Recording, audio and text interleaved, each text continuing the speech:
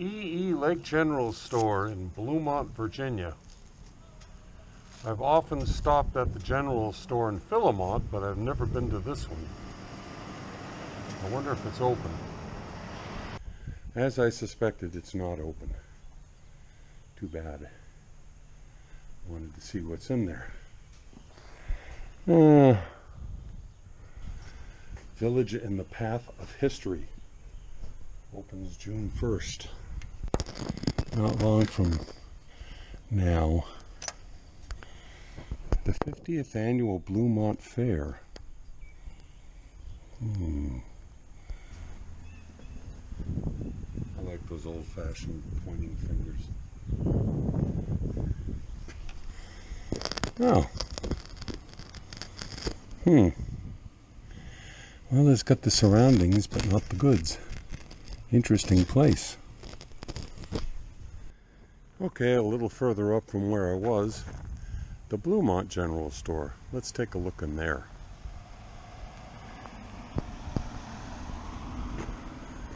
Hot coffee, ice cream, fresh eggs, cookies, pies, harness bells, hot soup, sandwiches, black walnuts, laying hens, and conversation. You know, looking around at it, Bluemont, Virginia, makes me think of a sort of a morning Morgantown country kind of California vibe from the 70s. I can't exactly place it. Like Calabasas or something up the Laguna Beach, Laguna Canyon. Something like that. I like it here. It's a neat little town. The real estate is affordable.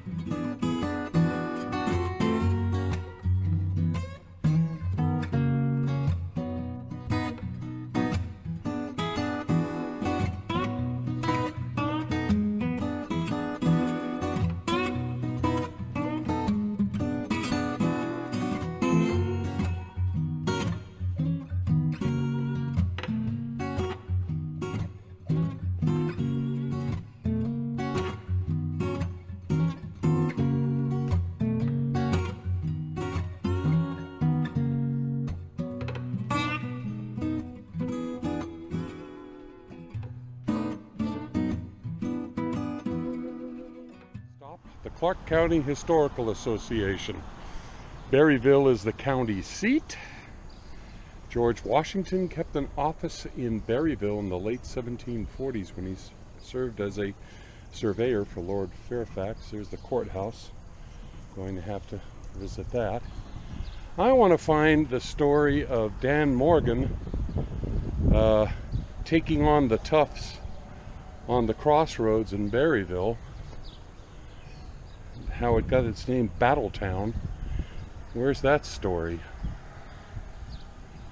I wonder if anybody's inside. I'm sure they'll know. At any rate, there's a good place to eat my lunch, maybe. Well, here's a reference to Battletown's name, initially known as Battletown for the Saturday night brawls that took place at the local inns. But the place was known as Berrytown after Benjamin Berry, a local businessman. But somehow or another, Daniel Morgan's associated with this place.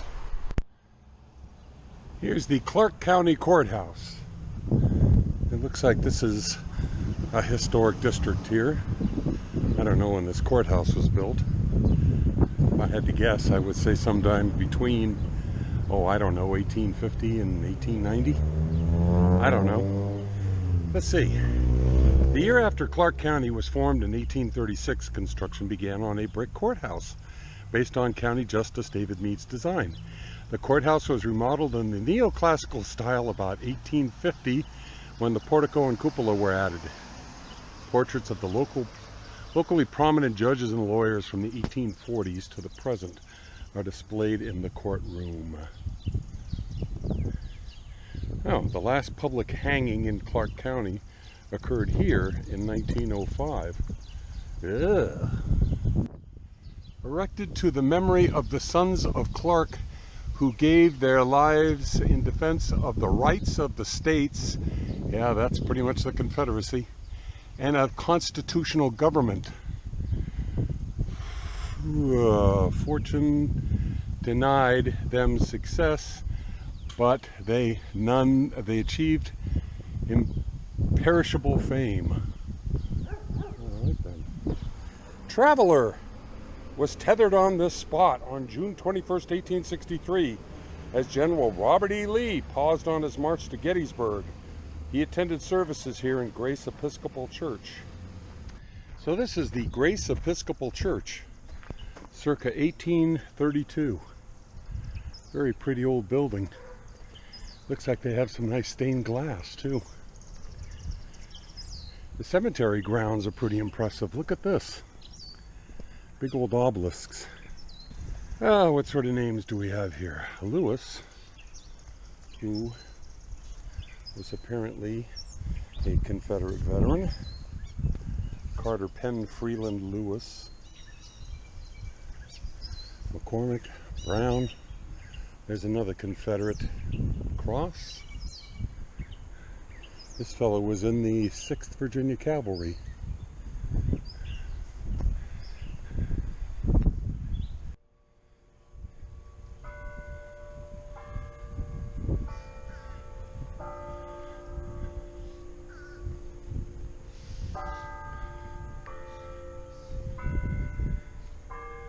High noon.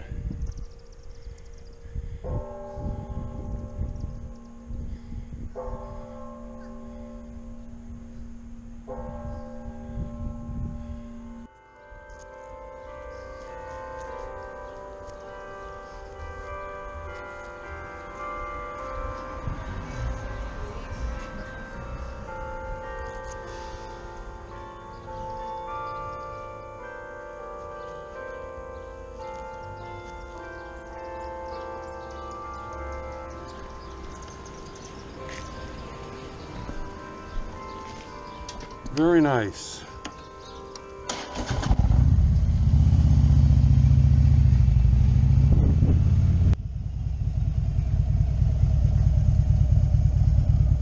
One of the things I do is look for places where we might retire. Could we retire here? Yeah, I think we could retire here.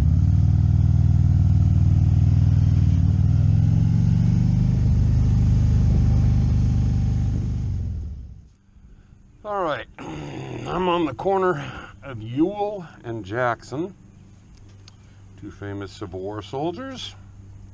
Let's pull up Zillow and see what it says about local home prices where I'm at. Zillow says these homes are worth between $399, $376, $422, $438, $161, there's the outlier, $278, $402, $431, yeah. This looks like a neighborhood that we could afford.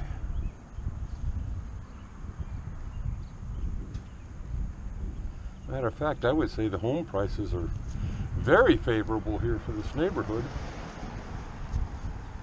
But then you get a lot more bang for your buck once you get out of Fairfax County and Loudoun and Fauquier.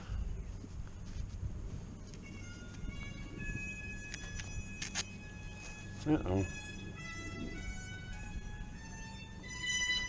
The Coke door. West Clarke.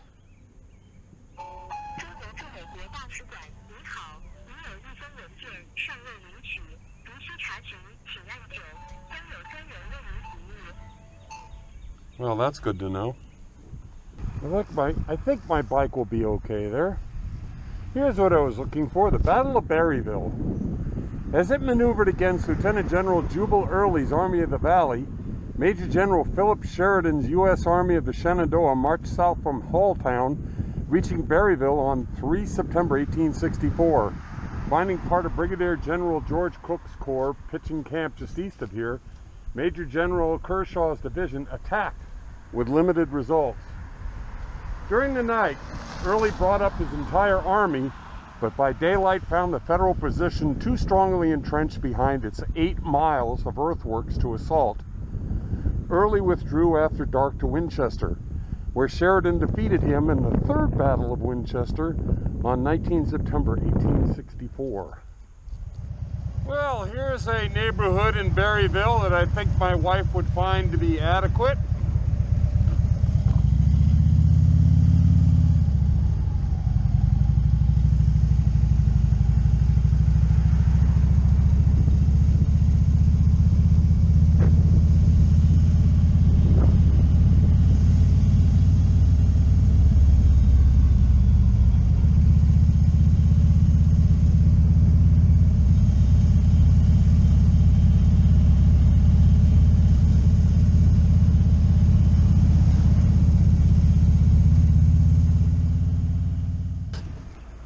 Oh man, the gun bash is postponed.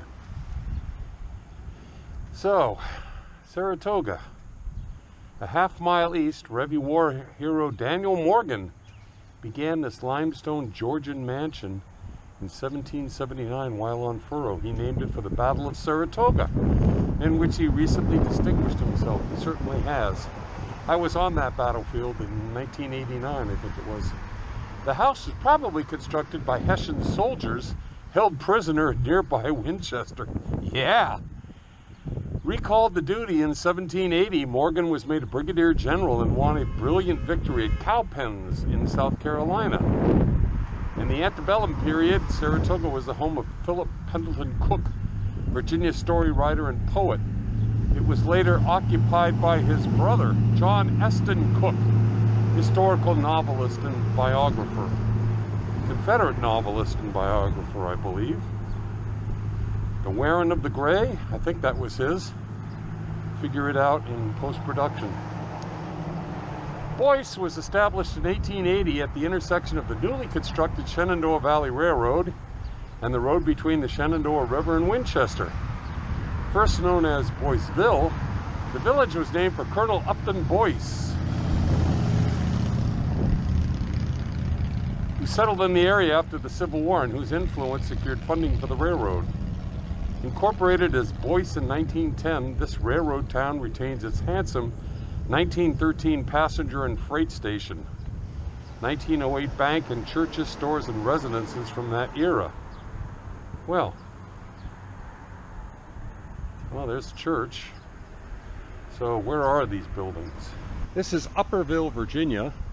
And this little store, Antique and Collector's Arms, CS Arms Incorporated, I was in there talking to them, and one of them is a reenactor from my Civil War reenacting days who knew a lot of the people that I knew.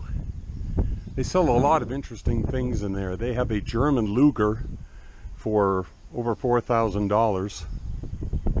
Very nice.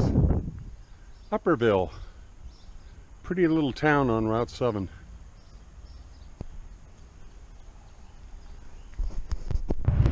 It has gotten to be a warm day. The temperature forecast for 85 degrees was beaten, I think. My thermometer says it's 96. Don't know. Boy, is it hot. I'm here at Freddy's. 102.5? I don't think so. Ride free, brother. Ride free.